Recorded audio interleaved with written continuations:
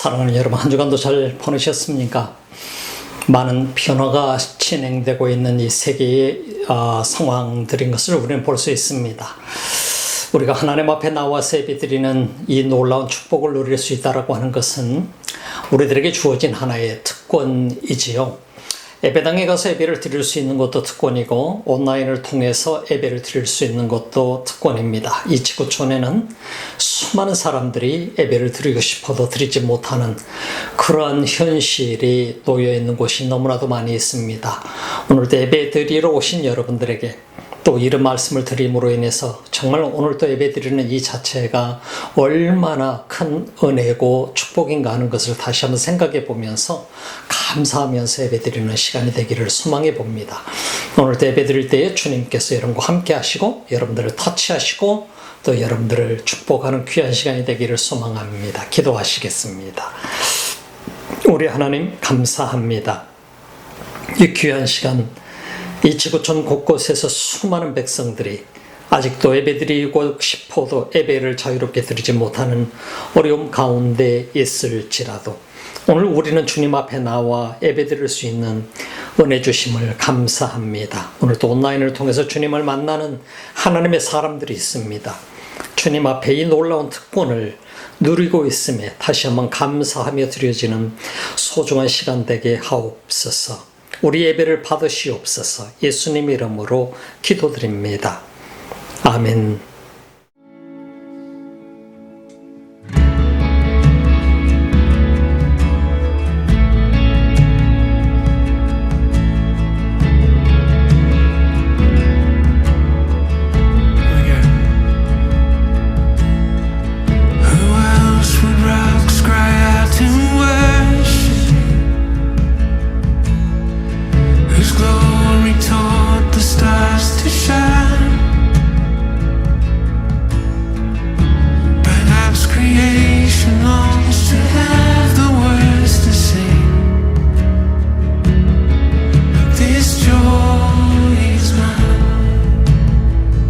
Lift your voice.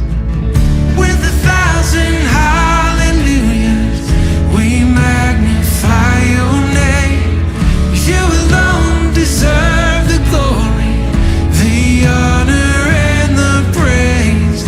Lord Jesus, this song is forever yours.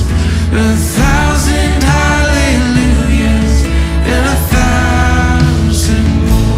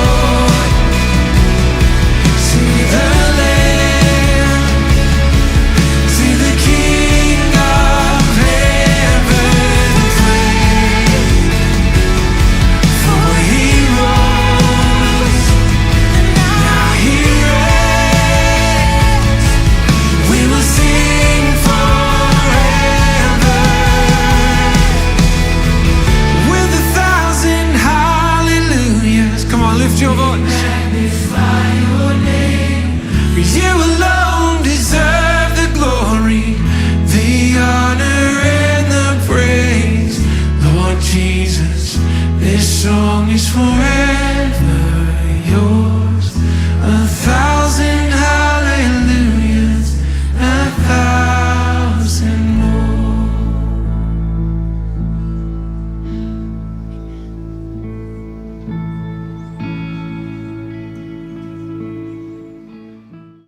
요한복음 1장 29절로 34절 말씀입니다.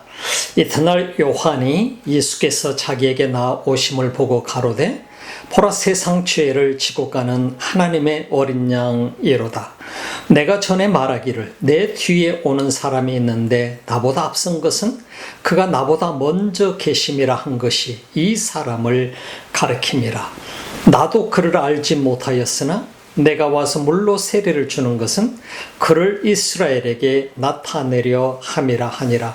요한이 또 증거하여 가로되 내가 보매 성령이 비둘기같이 하늘로서 내려와서 그의 위에 머물렀더라. 나도 그를 알지 못하였으나 나를 보내어 물로 세례를 주라 하신 그이가 나에게 말씀하시되 성령이 내려서 누구 위에든지 머무는 것을 보거든 그가 곧 성령으로 세례를 주는 이인 줄 알라 하셨기에.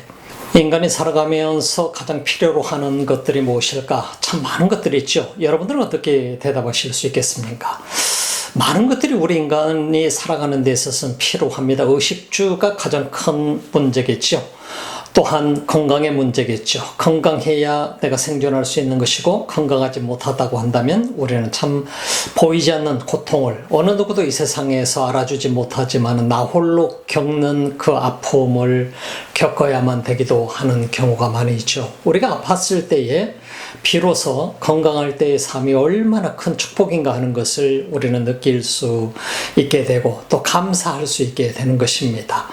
그래서 많은 사람들이 이 땅을 살아가면서 건강하게 살 때에는 내가 그냥 건강하니까 건강하게 사는가 보다라고 생각하면서 살기 때문에 우리는 그렇게 많이 감사하지 못하고 살아가는 경우가 참 많이 있습니다. 그러나 우리가 병원에 가서 중환자실을 가서 보게 된다든지 응급실을 가서 보게 된다든지 하게 될 때에 상당히 많은 환자들의 모습을 보면서 내가 지금 이렇게 걸어 다닐 수 있고 잘 먹을 수 있고 잘 잘 수 있고 이런다라고 한다는 것은 굉장히 큰 축복임을 다시 한번 느껴보게 되는 것이죠. 이 땅에 얼마나 많은 사람들이 여러분이 건강하게 사는 것을 부러워하는지 모릅니다. 건강하게 걸어 다니는 모습을 바라보면서 굉장히 부러워합니다. 언젠가 아주 오래전의 얘기입니다. 아내와 함께 길을 걸어가고 있을 때에 어떤 가게를 운영하시는 아주머니들이 참 보기 좋다, 참 이쁠 때다 이러면서 얘기하는 얘기를 들은 적이 있습니다.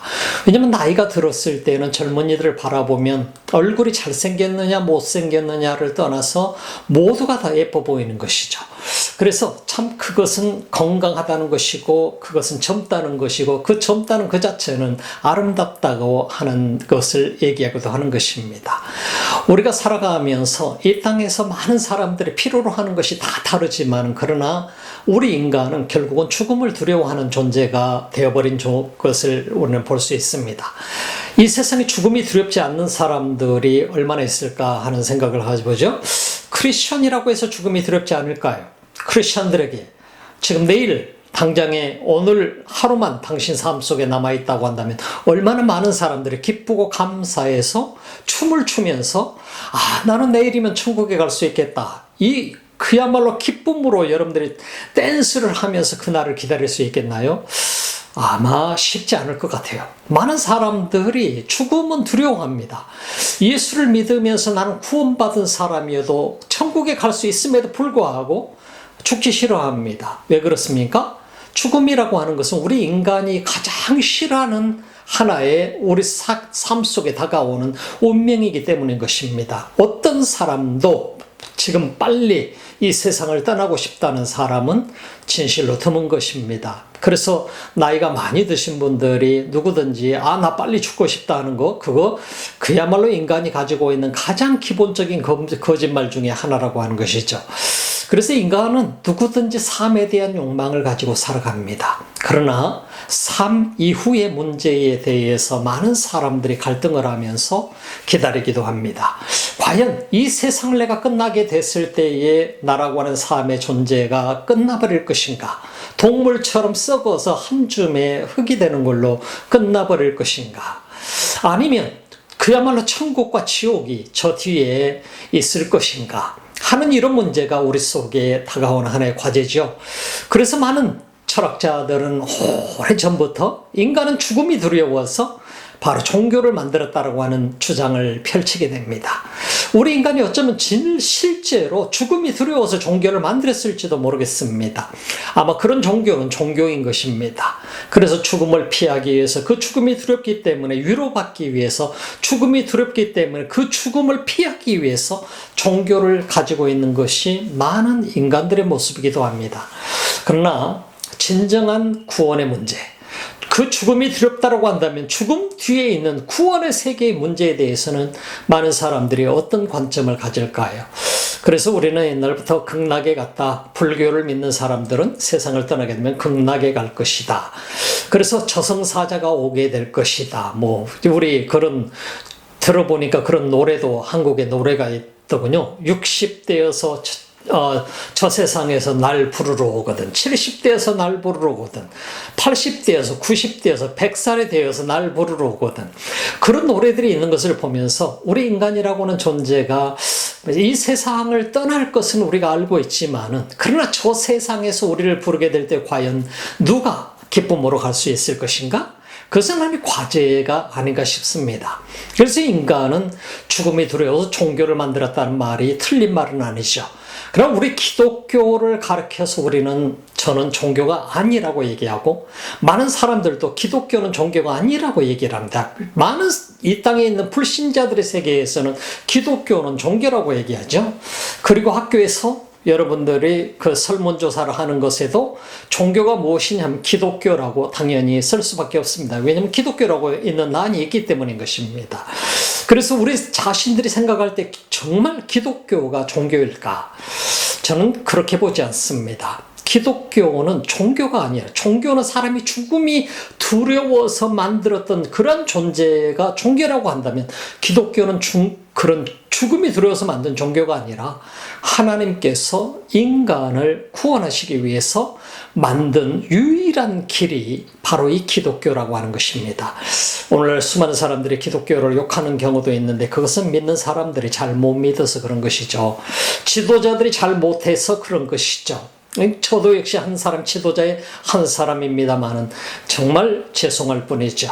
우리라고 하는 존재가 이처럼 수없이 많은 환경 속에서 살아가기 때문에 우리는 욕을 먹기도 하고, 그리스도인으로서 조금만 잘못해도 수많은 사람들의 비난의 대상이 되기도 합니다. 그러나 비난한 사람은 정녕 더 많은 잘못을 하고 살기도 하지요. 우리 기독교인으로서, 기독교인들은 정말 또한 조심하면서 살아야 되죠. 우리 자신들이 빛과 소금이 되지 못한다고 한다면 우리는 어둠에 있는 사람과 동일한 존재이기 때문에, 어둠에 있는 사람이 우리를 향해서 기대하는 기대치에 어긋나기 때문에 기독교인들이 욕을 먹는 경우가 있는 것을 우리는 부인할 수 없지요. 그렇다고 한다면 우리 기독교는 정말 어떤 것일까? 우리가 기독교가 종교가 아니라면 어떠한 것일까? 기독교는 영원한 삶을 제시해주는 길인 것을 보게 됩니다. 죽어서 그냥 단지 어디 가는 것이 문제가 아니라 이터널 라이프를 얻게 되는, 영원한 삶을 얻게 되는 그 길을 가르쳐주는 것이 기독교라고 하는 것을 우리가 볼 수 있습니다. 그래서 오늘 본문 속에 우리가 요한복음 1장을 통해서 보게 되면, 예수님께서 태초에부터 계셨던 그분이 말씀이 육신이 되어서 이 땅에 오셔서 그가 빛으로 우리 가운데 계시게 되신 그분이 우리에게 왜 오셨는가? 그 문제가 우리들에게 가장 중요한 이슈 중에 하나지 않습니까? 예수님이 오셨을까? 예수님이 오셨지만 수많은 사람들이 그 예수님을 거부했지 않습니까? 예수를 잡아서 죽이라고 했지 않습니까? 그래서 예수를 십자가에 못 박아서 죽인 사람들이, 그 장본인들이 누구냐? 바로 그것은 하나님을 가장 잘 믿는다고 했던 유대인들이었었다고 하는 것입니다. 그 그들이야말로 이 땅에 다시 오실 메시아를 기다리고 있었고 구세주를 기다리고 있었고 정녕 그 메시아 대신 예수 그리스도가 이 땅에 오셨을 때 그들은 환영하지 않았었습니다. 예수 그리스도를 잡아서 죽이고 말았더라 이 말입니다. 근데 예수님이 오셨을 때 그 소식을 가장 먼저 전했던 사람이 누굽니까? 세례 요한이었죠. 세례 요한은 예수님보다 6개월 먼저 태어났었지 않습니까? 그 예수님보다 6개월 먼저 태어났었지만 예수 그리스도가 메시아인가 하는 문제에 대해서는 전혀 그는 알지 못했었던 것을 우리가 볼 수 있게 됩니다. 요한복음 1장 29절 말씀 보면은 이튿날 요한이 예수께서 자기에게 나오심을 보고 가로되 보라 세상 죄를 지고 가는 하나님의 어린 양이로다. 예수님께서 자기에게 나오신 것을 보면서 세례 요한이 바로 그가 하나님의 어린 양이라고 소개를 하고 있는 것을 볼 수 있습니다. 세례 요한이 어떻게 그 많은 사람 속에서 예수 그리스도를 발견할 수 있었을까? 참 우리는 오늘 이 시대를 살아가면서 수많은 사람들이 살아가고 있지만 예수 그리스도를 나의 구주로 발견한다라고 하는 것은 쉬운 일이 아닌 것을 우리가 볼 수 있죠. 많은 사람들에게 아무리 내가 예수를 소개를 해도 예수 그리스도를 통해서 구원의 길을 소개를 해도 그 구원의 길에 들어오는 사람은 지극히 소수에 불과하다고 하는 사실인 것입니다. 오늘 말씀 보니까 이튿날 요한이 바로 그가 예수 그리스도가 그들 가운데 있다고 외치고 수많은 사람들에게 세례를 주고 그러나 그 가운데 있어도 사람들이 알아보지 못한다는 사실에 대해서 1장 26절부터 28절에서는 예수님 세례 요한이 말씀하고 있는 것을 볼 수가 있죠. 그들 가운데 있지만 그들 중에 어느 누구도 그가 메시아인 것을 발견하지 못한 것이죠.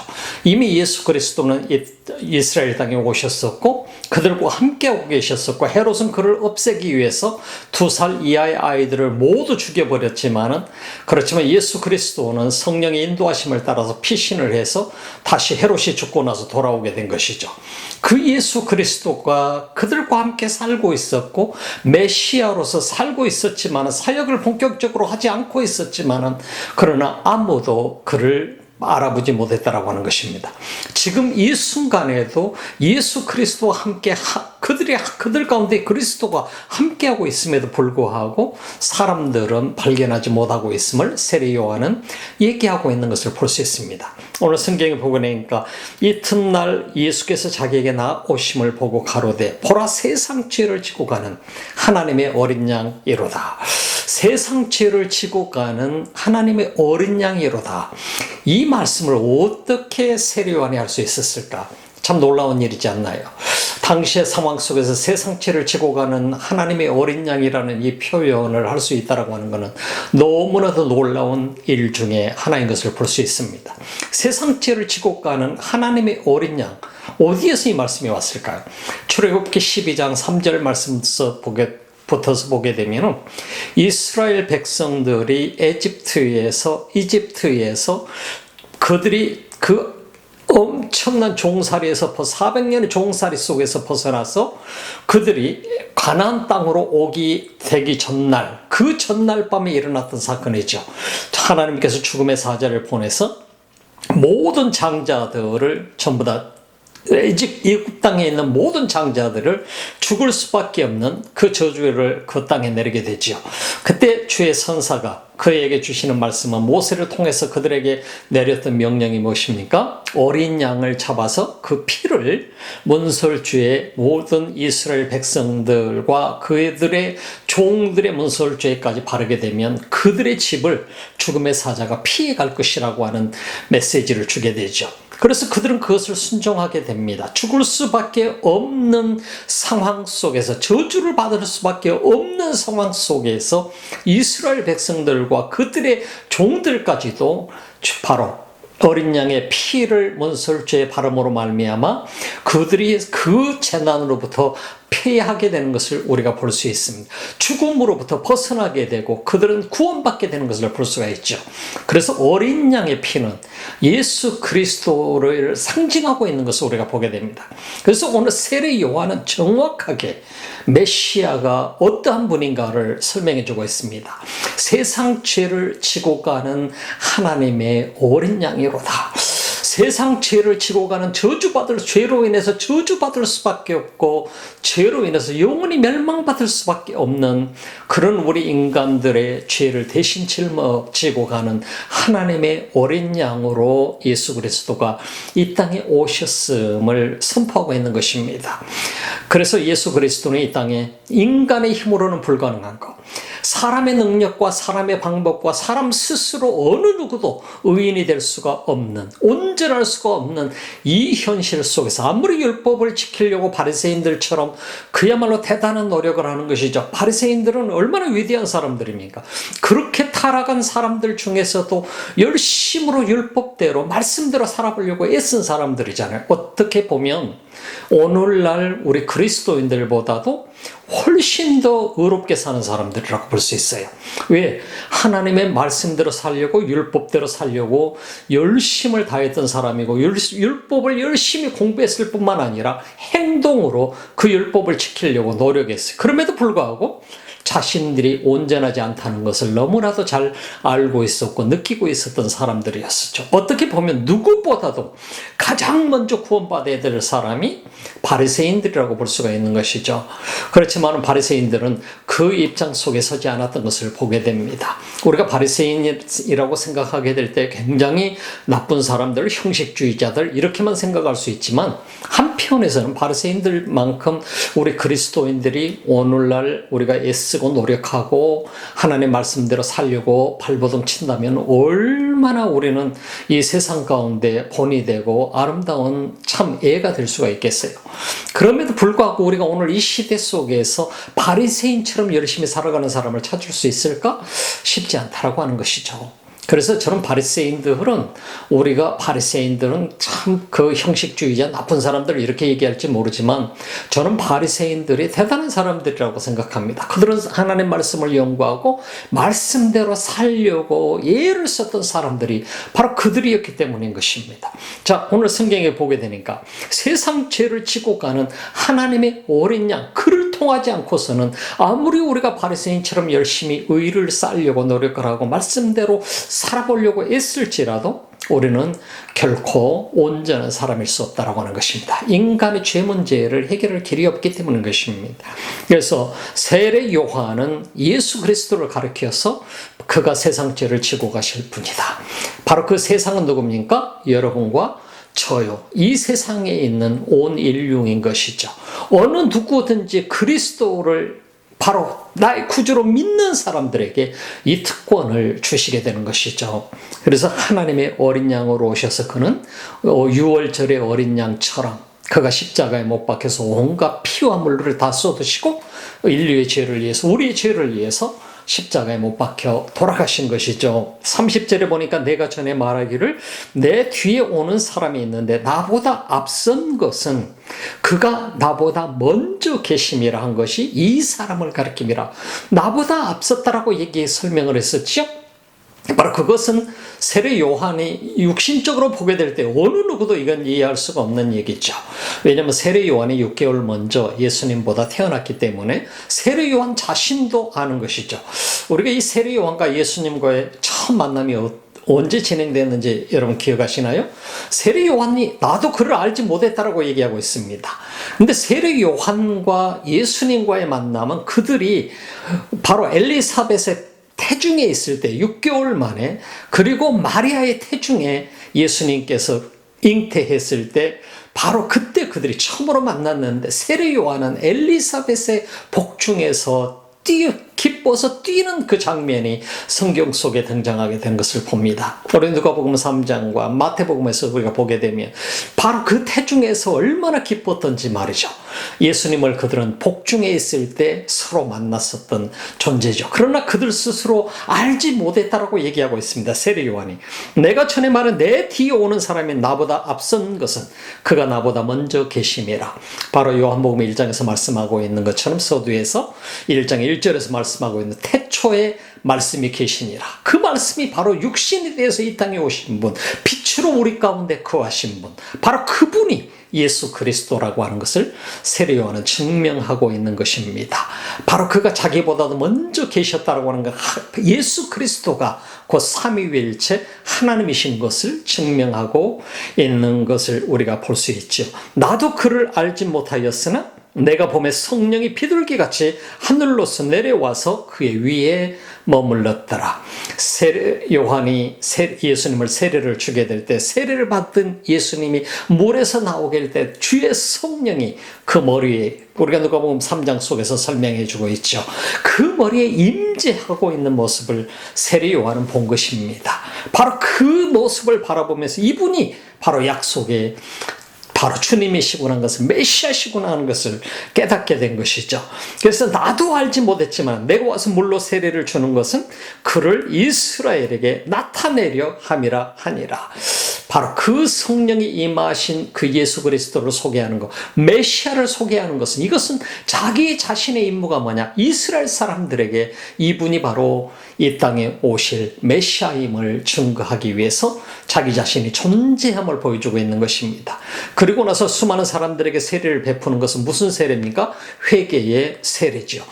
세례 요한이 고백하고 있는 것은 나도 그를 알지 못했다라고 고백하고 있는, 나도 그를 알지 못하였으나 33절에 보면 나를 보내어 물로 세례를 주라 하신 그이가 나에게 말씀하시되, 성령이, 그이가 누굽니까? 그분은 하나님이신 것이죠. 하나님께서 그에게 말씀하시되 성령이 내려서 누구 위에든지 머무는 것을 보거든 그가 곧 성령으로 세례를 주는 이인 줄 알라 하셨기에 내가 보고 그가 하나님의 아들이심을 증거하였노라 하니라. 바로 세례 요한이 고백하고 있는 것을 우리가 보게 되죠. 세례 요한이 증명하고, 세례 요한이 지금 누구에게 이 말을 하고 있습니까? 바로 바리새인들, 바로 대제사장과 서기관들에게 말하고 있는 것을 우리가 보게 되는 것입니다. 그들은 누구에게서 보냄을 받은 사람들인가요? 사내들인 공회에서 보냄을 받은 사람들이죠. 사람들에게서 보냄을 받은 사람들. 그러나 세례 요한은 어떤 사람이냐? 세례 요한은 하나님께로부터 보냄을 받은 사람인 것을 우리가 볼 수 있게 되는 것입니다. 그래서 나도 그를 알지 못했지만 세례 요한이 어찌 그가 하나님의 아들인 거 메시아인 것을 알았겠어요. 그러나 하나님께서 그에게 주시는 사인이 분명했다는 것입니다. 그것은 뭐냐면 내가 물로 세례를 주라 하시니가, 나를 보내어 물로 세례를 주라 하시니가 그이가 나에게 말씀하시되 성령이 내려서 누구 위에든지 머무는 것을 보거든 그가 곧 성령으로 세례를 주는 이인 줄 알라 하셨기에 내가 보고 그가 하나님의 아들이심을 증거하였노라. 너는 누구냐? 도대체 너의 정체가 뭐냐? 참 제사장들과 그리고 서기관들이 와서 세례 요한에게, 그럼 너는 선지자도 아니고 엘리야도 아니고 그리고 메시아도 아니고 도대체 너는 그렇다면 누구냐? 무슨 자격으로 네가 세례를 주느냐 하게 될 때 그가 소개한 것, 내가 이런 자격으로 세례를 준다가 아니라 바로 내게 세례를 주라고 명하신 분도 하나님이시고 나를 통해서 내가 소개해야 될 분이 누구냐? 바로 그분이 메시아다. 성령께서 임재하게 될 텐데 그에게 임재해서 머무는 그 사람이 바로 메시아임을 하나님께서 내게 말씀하셔서 나는 그를 증거했노라. 내가 만난 그거가 하나님의 아들이심을 증거하였노라고 고백하고 있습니다. 세례 요한의 초점이 여러분 어디에 맞아 있는 것을 볼 수 있나요? 세례 요한의 메시지의 모든 초점은 메시아에게 맞춰져 있습니다. 하나님과 그 하나님께서 자신에게 말씀해 주셨고 하나님께서 보내신 메시아 되신 예수 그리스도에게 초점이 맞춰져 있는 것을 우리가 볼 수 있게 되는 것이죠. 참 우리는 이런 과정을 보면서 우리가 예수님을 믿는 문제에 대해서 많은 사람들이 나는 예수 그리스도를 구주로 믿습니다. 하나님의 아들로 믿습니다. 그리고 내 죄를 다 대신 짊어지시고 십자가에 돌아가신 그 예수 그리스도를 나의 구주로 받아들입니다. 이 고백들을 우리는 다 하게 됩니다. 세례를 받게 되면서 고백합니다. 근데 우리가 실제적으로 당신은 정말 성령의 임재하심을 체험한 적이 있습니까? 성령께서 당신과 함께 하심을 경험해 본 적이 있습니까? 묻는다고 한다면 많은 사람들이 그것에 대해서는 불확실한 대답을 하게 됩니다. 대답을 할 수가 없다라고 하는 얘기인 것입니다. 그래서 많은 사람들이 나는 정말 구원받은 사람일까? 나는 이렇게 열심히 교회는 주일날마다 교회를 다니고 있는데 나는 구원받은 존재인가? 이런 의문을 가진 사람들도 있고, 나는 정말 성령께서 나와 함께하지 않고 계시는구나 하는 생각을 갖는 사람도 있습니다. 우리 함께 성경 말씀 고린도전서 12장 3절 말씀 한번 볼까요? 고린도전서 12장 3절 말씀에 보면, 그러므로 내가 너희에게 알게 하노니 하나님의 영으로 말하는 자는 누구든지 예수를 저주할 자라 하지 않고 또 성령으로 아니하고는 누구든지 예수를 주시라 할 수 없느니라. 여러분, 우리가 마지막 부분을 잘 보면 성령으로 아니하고는 누구든지 예수를 주시라고 할 수 없다는 거예요. 우리가 예수 그리스도를 주라고 고백하면서 내게 성령이 내게 임재하지 않으면, 성령이 나와 함께하지 않으면 내가 그리스도를 주라고 할 수 없다 이 말이에요. 예수를 나의 주님이라고 부를 수 없다는 얘기입니다. 여러분들이 예수 그리스도를 주님이라고 부르신다고 한다면 여러분은 분명 주의 성령께서 여러분과 함께하고 있는 것이죠. 그래서 우리가 분명하게 알아야 될 것은, 내가 예수 그리스도를 나의 구주라고 부를 수 있는 것도 내가 머리로 깨달아서 그분을 주님이라고 부르는 것이 아니라 주의 성령이 나와 함께 하심으로 내가 그 고백을 할 수 있는 것이죠. 우리가 오늘 이 말씀을 보면서 성령이 머무는 사람, 그리스도인들 가운데에서 예수 그리스도가 누구신가, 하나님의 어린 양으로 이 땅에 오신 그리스도를 우리가 어떠한 모습으로 받아들이냐 하는 것은 매우 중요합니다. 이 땅에 우리가 아무리 수많은 사람들에게 예수 그리스도, 세상죄를 지고 가는 하나님의 어린 양이다, 그를 통해서 구원을 받을 것을 우리가 초청을 하지만, 그러나 성령의 도움이 없이는 불가능하다라고 하는 것입니다. 성령께서 그들 가운데 임재하게 될 때에 그들이 눈을 열게 되고 마음의 눈을 떠서 그가 그리스도임을 보게 되고 만나게 되고 깨닫게 되고 그들 속에 영접하게 된다라고 하는 것입니다. 성령의 도움 없이는 우리가 영적인 눈이 열려질 수가 없는 것이죠. 고로 사도 세례 요한의 모습을 우리는 보게 되면, 세례 요한은 하나님께서 그의 영적인 눈을 성령을 통해서 열어주셨기 때문에 다른 많은 사람들이 성령이 비둘기처럼 예수님에게 임재하는 것을 볼 수가 없었을지라도 세례 요한은 분명하게 볼 수 있었던 것입니다. 그 예수 그리스도를 세례 요한은 증거한 것입니다. 여러분의 삶 속에 그리스도가 어떻게 여러분 삶 속에 임재했나요? 여러분은 그리스도를 주라고 믿는다고 한다면 여러분 삶 가운데 이미 주의 성령은 함께하고 계시는 것입니다. 그리스도를 나의 구주로 영접한 사람, 예수 그리스도의 이름으로 기도하는 사람, 그리스도 안에서 살아가는 사람, 누구든지 성령이 그와 함께하고 계심을 고린도전서 12장에서는 분명하게 우리에게 말씀해주고 있는 것을 우리가 볼 수 있는 것이죠. 그래서 여러분의 삶, 저의 삶 모두 다 똑같습니다. 우리는 이 땅에 한 인간으로 이 땅에 태어났을 뿐인 것입니다. 사명이 다를 뿐인 것이죠. 그랬던 우리가 주님을 만나서 하나님의 자녀가 되어서 하나님의 자녀로서 살아갈 수 있는 이 엄청난 특권을 얻은 것은 보혜사 성령님이 여러분 가운데 임재하셨기 때문에 하나님의 엄청난 은혜가 우리 속에 깨달아지는 것이고 느껴지고 또 우리가 고백하는 것입니다. 여러분 삶 속에 그런 귀한 축복이, 이 세상 죄를 지고 가는 예수 그리스도를 깊이 만나고 그와 동행하며 또 그분을 전하는, 그분이 여러분 삶 속에 프라이오리티라고 하는 바로 최우선순위가 되어지는 그러한 삶이 되기를 주님의 이름으로 축복합니다. 기도드리겠습니다. 우리 하나님 감사합니다. 이 귀한 시간 우리 주님 앞에 머리 숙입니다. 우리 주님, 우리와 함께 하심을 감사하고 이 시간도 세상 죄를 지고 가는 예수 그리스도를 우리 중심 가운데 다시 한번 깨닫습니다. 우리 주님, 주의 성령으로 말미암아 날마다 우리가 성장케 하시고 그리스도를 만나며 그리스도를 보게 하시고 주의 성령의 임재하심을 느끼며 또 우리 삶 속에 놀라운 간증이 있는 삶이 되게 하옵소서. 오늘도 예배를 드리며 온라인을 통해서 드려지는 귀한 예물들이 있습니다. 11조와 감상금, 성교원금을 드리는 손길들마다 하나님의 귀한 은혜로 축복하시고 넘치게 채우시옵소서.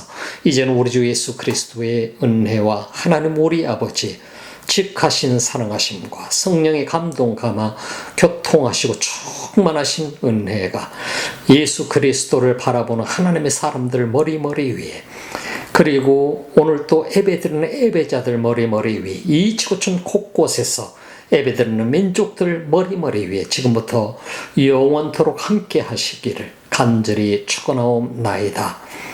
아멘.